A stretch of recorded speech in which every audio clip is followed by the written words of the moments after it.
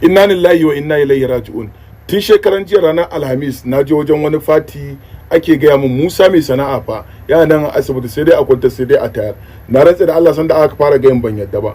Akwai wani wanda ya ce na ɗaya daga cikin mutanensa yaransa yake gaya min yake cewa Musa mai sana'a bai da lafiya. Sai ɗazu na ƙara shiga Facebook akwai wani gidan jarida na manta sunan shi.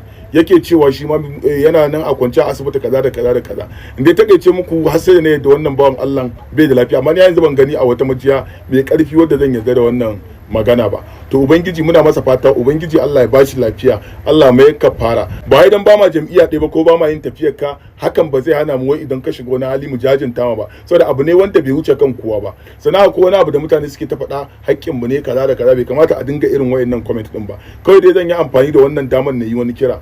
Duk kuɗin da zaka samu ka dinga tunawa akwai rashin lafiya akwai mutuwa. Duk abin da zaka samu ka dinga tuna wannan abin kawai akwai rashin lafiya akwai mutuwa. Saboda abin duniya kar ka sake ka zo ka zubar da mutuncinka ka sai da mutuncinka.